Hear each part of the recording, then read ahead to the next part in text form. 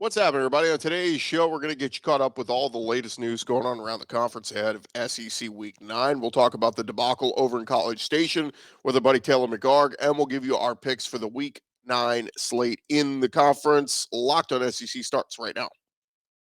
Are Locked On SEC, your daily podcast on the Southeastern Conference. Part of the Locked On Podcast Network, your team every day.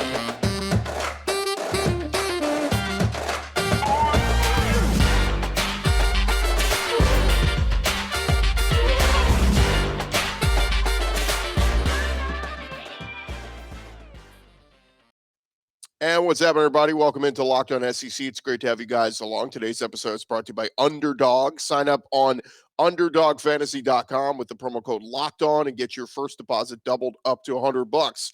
I'm Chris Gordy. Thanks for making Locked On SEC your first listen every day. Remember, Locked On SEC is free and available on all platforms, including YouTube and at LockedOnSEC.com. Let's jump into it. Let's go around the conference. Boots out to the right. Interception. Makes the handoff.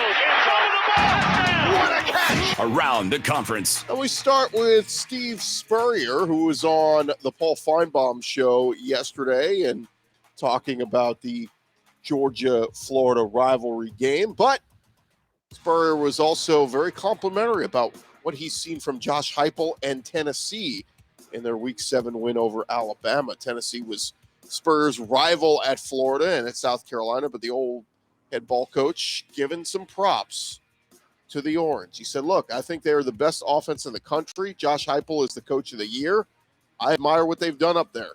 They throw it around better than anyone in the country right now. And who would know better than Steve Spurrier complimenting offenses? Tennessee puts up nearly 369 yards per game through the air, ranks number 2 among all FBS schools behind only Washington. The Vols have played 7 games to the Huskies 8, but still have more passing touchdowns, 23 to 22, and fewer interceptions. So quite a compliment there with Steve Spurrier saying something nice about the Volunteers. Speaking of the Volunteers, they will be gearing up for their game against Kentucky coming up this weekend, and Kentucky facing one of their biggest tests, taking on the number 3 ranked Vols, the Vols' biggest win of the season. Of course, that win over Alabama. Mark Stoops dove into some of the keys on knocking off a talented Tennessee team. He said, quote, the way we play, we're methodical anyways. It's not just because we're playing Tennessee. Just look at it. We're that way all the time. You truly have the opportunity to attack them one play at a time, and that's what we're going to have to do. So let's see what Kentucky can do against Tennessee this weekend. Back to that Florida game versus Georgia. There's been a lot of talk this week about the point spread in that game, and when Gators quarterback Anthony Richardson talked with the media, he was informed the number 1 ranked Georgia Bulldogs are a 22.5 point favorite over the 4-3 Gators. Richardson's eyes got really big, and he said, that's crazy. No surprise, Florida, a heavy underdog to the defending national champs. Georgia has won 22 consecutive regular season games, 15 consecutive SEC regular season games. Georgia's last regular season loss was to the Gators going back to 2020. So, again, Anthony Richardson saying basically that's a lot of points against Georgia, but we'll see. Meanwhile, over at Arkansas, they're getting ready to take on Auburn at Jordan-Hare Stadium, and linebacker Bumper Poole has been a big part of that defense for Arkansas. He was doing a SiriusXM radio this week, interview this week, and he said, look, everyone in the SEC has injuries and whatnot, but we're a program that's still building and still growing, and just being able to grind out a few of the wins that we have so far. We're just trying to get guys healthy. Poole referenced Arkansas's biggest injury, which was Jalen Catalon, the safety, suffered a shoulder injury in the season opener against Cincinnati and was ruled out for the season. He said, quote, our team continues to fight, continues to not give up, not quit, because you get to this point in the season and you have teams that either want to make a run or they're ready to throw in the towel. We have a bunch of guys in here that still have a lot of goals we want to reach, so we're in a good position. Having that bye week last week was huge for us. So we'll see if the Hogs can pull off the win at Auburn. Meanwhile, over at South Carolina, Shane Beamer on company on Thursday saying that South Carolina edge rusher Terrell Dawkins will dress for Saturday's game against Missouri and will be a game-time decision. He went on to say everyone who is available against A&M should be available for the Missouri game. Terrell Dawkins was a transfer from NC State. Has been sidelined most of the season with injuries. He practiced most of the week and was elevated on the depth chart earlier this week, so we'll see if he plays in that one this weekend. Meanwhile, on the flip side of things for Mizzou, they released their injury report for the game against the Gamecocks. Dave Matter of the Post-Dispatch reporting the Tigers will be without Daniel Hawthorne, their primary long snapper for extra points and field goals. Wide receiver Damarian Houston is questionable, and wide receiver Chance Looper ruled out. Looper and White have been on the injury report for much of this season. White was Missouri's Hiron White, was Missouri's starting right tackle last year. Could be available in the final 4 weeks, but appearing less likely. So see what Mizzou looks like. And there you have it. That is the latest news going on around the conference. When we return, we're going to talk a little bit about the struggling Aggies and get a quick thought on how some of the other conferences are shaping up for potential playoff runs with our buddy Taylor McHargue, college football analyst. That's coming your way in just a second. Thank you guys for making Locked On SEC your first listen every day. This episode is brought to you by the Underdog Fantasy app. Underdog Fantasy, the easiest place to spice up the college football season.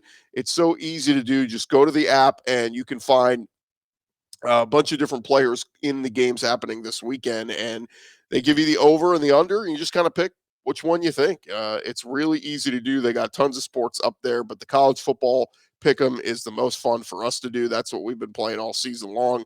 And again, they'll give you your picks. So you just pick the over under on what you think a guy is going to do on passing yards or a running back for rushing yards. Very easy. And if you go look at some of the games this weekend, you can make those picks as well. Real easy to do. Just go to Underdog, make your picks, just like I've been doing every single week. It's very easy to play. It's available in over 30 states across the country. Like I say, just pick between 2 and 5 players across any team. Decide if they will finish higher or lower than that total. One of the easiest fantasy to play games out there, and you can win cold hard cash in a single game. Just go sign up with our promo code Locked On. That's LOCKEDON, and Underdog will double your first deposit up to $100. Deposit $100.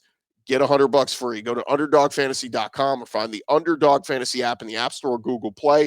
That's Underdog Fantasy, promo code Locked On. Get in on the college football pick'em action today.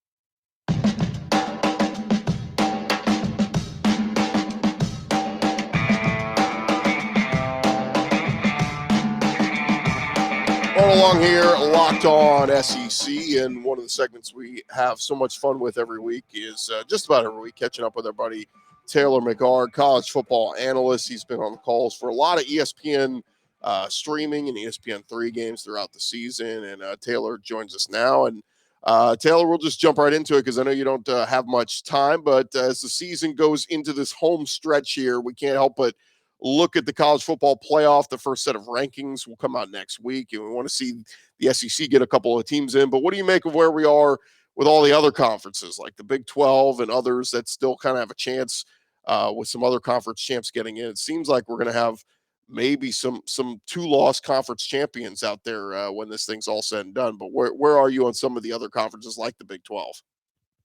Yeah, and I think it is very different than if you look at like an ACC or a Pac-12. Both of those conferences have really 1 or 2 teams at the top that feel like they're stronger than everybody else in the conference. The Big 12 is sort of the opposite of that. I mean, you've got TCU, Oklahoma State, and Kansas State, and even Texas you could throw into that argument with the way that when Quinn has played, they've had the late game losses, but if they had him healthy earlier in the year, you assume they beat Texas Tech. You can even lump them into the top. You've really got 3 and maybe even 4 teams that are pretty strong. The question mark that I still have for TCU is, and this is not their fault, but they have not had to play in one of these games against a ranked Big 12 opponent. They haven't had to play all 4 quarters against that other team's starting quarterback. They've knocked out the other team's starting quarterback in all of these games, which is, again, I don't think there's nothing dirty going on. It's just it's football. It happens. And especially for the last 2 weeks against Oklahoma State and Kansas State, I think they benefited from the other team not having their starting quarterback in the third and fourth quarter. So it'll be interesting to see late in the season. They still have a couple tests going to Austin. I think that's going to be a big one for them. They have to go to Baylor as well, those back-to-back games. If they can get through that gauntlet, I mean, this goes without saying, but if they run the table, TCU is going to be in the college football playoff if they win the Big 12 and they're undefeated. Taylor, it seems like things just keep getting worse for the Aggies in College Station. They lose a tough one up at South Carolina last weekend. Haynes King gets hurt. Connor Wegman has to come in, the true freshman quarterback. He played okay, but now they get a really good Ole Miss team who, took their first loss of the season last week at LSU, so they're looking to bounce back. They are road favorites going to College Station this weekend. A&M sitting at 3-4. The news comes out that a couple players were suspended after the game last weekend. They have a couple of offensive linemen who are now out for the year. How does Jimbo get the train back on the tracks there? Yeah, I don't know if you guys would agree with this, but to me, on the outside looking in, this feels like the situation with the Aggies this season is more dire than how UT fans felt last year. And I think for as much as Texas hated having a 5-7 season and losing to Kansas, it was still Sark's first year. The difference with A&M, and I'm only comparing the two because they're 90 miles apart from one another, this was a year that we talked about. I remember coming on with you guys back in August and saying, look, if Haynes King is healthy and is the guy that they're expecting him to be, this might be a Final Four type team. And now we look up going into November, and I look at their remaining schedule. Are there 3 more wins on this schedule? I mean, you got Ole Miss, Florida, Auburn, and LSU remaining in the SEC slate. They'll beat UMass, obviously. But are they going to get 3 wins out of that bunch in conference play to get to a bowl game? If you made me pick right now, I would say no. I think Ole Miss rightfully should be favored in this game. I don't think they beat LSU to close out the season. Then you're saying they've got to beat either Florida or at Auburn to get to a bowl game. And there's just not enough on this team. Take away all the off-field issues that it seems like they're starting to have week in and week out with some of their young guys, especially on the field, offensive struggles. I just don't know that this is a bowl team. And that is such a departure from what we thought this team was going to be back in August. Yeah, no doubt. I mean, this is a team that started, preseason top 10 and high expectations. Should this fall, in your opinion, on Jimbo as head coach because he's recruited great, they got great talent? Is it just that he's not a good X's and O's coach anymore? I think the issue, Jimbo is a excellent manager and operator of a college football team because he gets kids in the recruit, and it doesn't matter if it's through NIL or transfer portal or how they do it, but their recruiting classes speak volumes. It is hard to recruit at that level year in and year out. The indictment that I would have of Jimbo Fisher and this team is you got to go all the way back to Jameis Winston at Florida State in the year they won the national championship and say, if it takes a Heisman Trophy winning, national championship winning quarterback for your offense to be effective at a really high level, then you don't have a very good offense because you're not going to hit on those guys very often. I don't care how many 5-stars you bring in. Every year we see 4- and 5-star quarterbacks that they don't pan out. They end up in the transfer portal and they're not what they were cracked up to be. You've got to figure out a way. I think about Lincoln Riley's system that now is being run with Heupel at Tennessee. When you drop in really any one of your quarterbacks and it feels like your offense is still clicking at a pretty high level, that is what you're looking for in college football at the highest level. And A&M doesn't have that right now. And I don't know that they ever had that with Jimbo except for when they had Jameis Winston. So the question for the offseason becomes, is he going to bring in an offensive coordinator and turn over play calling duties? But they owe him $90 million. I don't think there's any – you can't force him to do anything he doesn't want to do. So he's got all the leverage in the world, and it's going to come down to, I think, what does his pride allow him to give up play calling duties? Taylor, I know you got to run, man. Appreciate the time, and we'll talk again next week. All right, appreciate it, guys. That's our buddy Taylor McHargue, college football analyst, calling games on ESPN and the streaming platforms and all that, and does a tremendous job. I appreciate him joining us. Thanks again for making Locked On SEC your first listen every day. Coming up next, we're going to make our picks. We'll give you our official picks heading into SEC Week 9 in just a sec.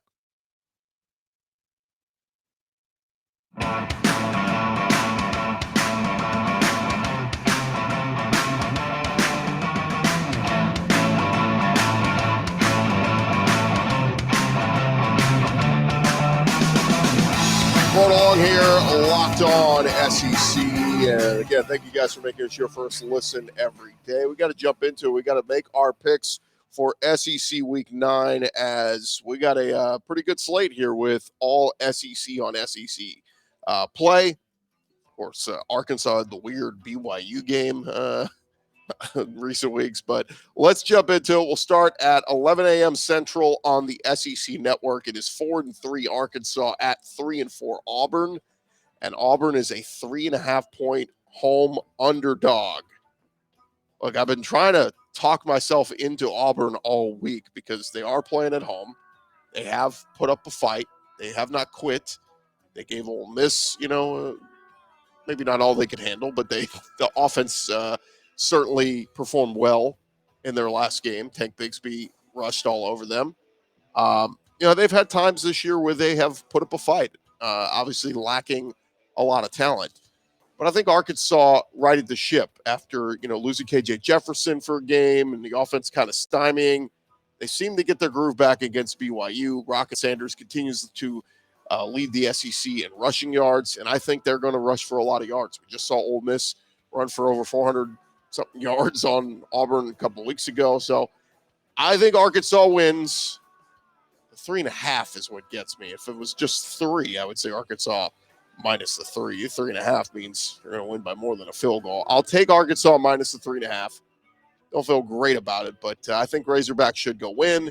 I think it's another loss for Auburn, and the deterioration of the Brian Harsin era will continue on, and we'll just be counting down the days till he is gone. Next up, at 2:30 Central, 3:30 Eastern on CBS from Jacksonville, it is the world's largest outdoor cocktail party. I know we can't call it that anymore, but it is what it is. TIAA Bank Field in Jacksonville. The 4-3 Florida Gators at the number 1 undefeated reigning national champion Georgia Bulldogs. Georgia Bulldogs are a 22.5-point favorites. This is another one. I've been talking myself all week into taking Florida plus the points because, again, Georgia can win by 3 touchdowns and Florida can still cover this. That's how crazy this line has gotten. Does Florida get a backdoor cover late? Do they score a late touchdown to make this close? We saw them rally and get try to make it closer with Tennessee a couple weeks ago. They kind of hung with LSU 2 weeks ago. They, lost by 10 in the swamp, but still made it respectable. Can they make it respectable against Georgia? I think they can. Florida defense has not been good, but Anthony Richardson, I think this is a game where he'll be able to throw the ball a little bit. We'll see if Florida can run the ball because Georgia's so good against the run. Let's do it. We'll take Florida plus the 22.5. I think Georgia wins and still wins big, but that's a lot of points to cover, and I think Florida covers it. Next up, 3 o'clock Central, 4 Eastern on the SEC Network. It'll be 3-4 Mizzou at number 25, South Carolina. Feels weird to say that, but the Gamecocks, 3.5-point favorites. Mizzou, I know they got a win last week against Vandy, but it was an ugly one. Eli Drinkwitz trying to do what he can. Luther Burden had some nice moments a week ago, but I think South Carolina is in a groove right now. I think Spencer Rattler's starting to play a little bit better. I love the ground game with Marshawn Lloyd and company. I think the offensive line is maybe starting to gel a little bit more. The defense is playing pretty decent. I'll take South Carolina minus the 3.5 at home because I just think Spencer Rattler is going to play better than Brady Cook. But 2 good run games. I think South Carolina will have the edge in this one. Into the 2 night games, 6 o'clock Eastern, 6 Central, 7 Eastern on ESPN from Neyland Stadium. It is number 19 Kentucky at number 3 Tennessee. In my opinion, this is the game of the week in the SEC. Kentucky, of course, with the 2 losses. One of those was without Will Levis. The other one, that heartbreaker at Ole Miss, where they should have won that one. But Tennessee, a 12-point favorite. And ask anybody who's a Vols fan, you feel really good about your team, but dig down deep. You really feel like you're close to a 2-touchdown favorite over Kentucky. This is a good Kentucky team that obviously last year was that epic shootout in Lexington, and Tennessee was the benefactor of that one. I think this one can be close. I think Kentucky with Chris Rodriguez running the football, Will Levis throwing the football, I think they're going to score some points on that Tennessee defense, and I think they're going to be able to keep this close. Now, look, Kentucky's offensive line has got to do their part because they've been really bad at times protecting Will Levis. And Byron Young and those guys are living in the backfield. Well, it could be a long day for Kentucky, but I'm going to take Kentucky plus the 12. I think Tennessee wins the game still, but I think they win by 10, something like 41-31, somewhere in that category. And I think Kentucky covers the 12. And then lastly, 6:30 Central, 7:30 Eastern on the SEC Network is number 15 Ole Miss at 3-4 Texas A&M. Still feels weird to say. Our friends at BetOnline have the Aggies as a 1.5-point home favorite in College Station. It is weird to say that. The Aggies have not been underdogs very much at home in College Station in recent years. They normally play so well at home. But Ole Miss, fresh off their first loss of the season at LSU last week. It was a tough environment in Baton Rouge. They had the lead at halftime, and in the second half, they just get shut out, and LSU rolled them both offensively and defensively. I think this is a bounce-back game for Ole Miss. I think they're going to run the ball well in College Station. I think Quinshon Judkins continues to prove why he's one of the better running backs in the SEC. I think he'll get 100 and something yards this week. I think he has a chance to hit the 1,000-yard mark this week in Week 9 of the SEC. Zach Evans sounds like he should be back, and I think Lane gets back to his bread and butter. I think Jackson Dart makes some nice throws. I think Ole Miss wins big. Give me Ole Miss minus the 1.5 at Texas A&M. Just problems after problems for the Aggies.